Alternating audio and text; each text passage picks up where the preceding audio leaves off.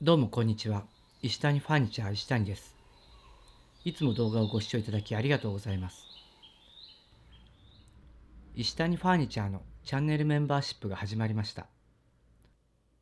メンバーシップでは今までの家具作りの動画の解説や工房紹介、木工道具の使い方などの動画を配信しています。限定動画の一部をどうぞ。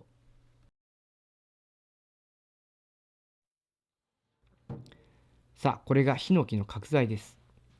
90角の新持ち材4メートルになります。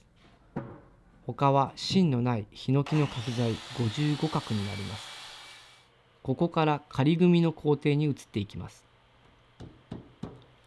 ちょっときつかったですね。微調整しました。さて、ここから機械の紹介に行きたいと思います。まずは手押しカンナ板。30センチ幅までの板が平らになります。直角の定規がありますので、ここで直角を作ります。ここのハンドルで掘る深さなどを調整していきます。中はこのように四角い刃物の内側をドリルが回って四角い穴を掘っていきます。中側はおがくずが詰まりやすく、かなり摩擦が生じるので煙が出やすいです。ちなみに火がついたことはありません。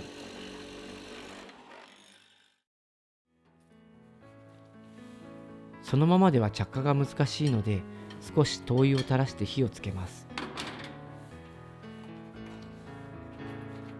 上からつけるのでマッチが安全です。火はこの後通気口を使って下まで火が回り、下から燃えていきます。ご興味がありましたらぜひご参加いただければと思います。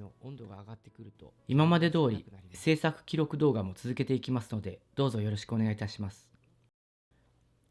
詳しくは動画の概要欄にリンクを貼りましたのでご参照ください。メンバーシップへのご参加お待ちしております。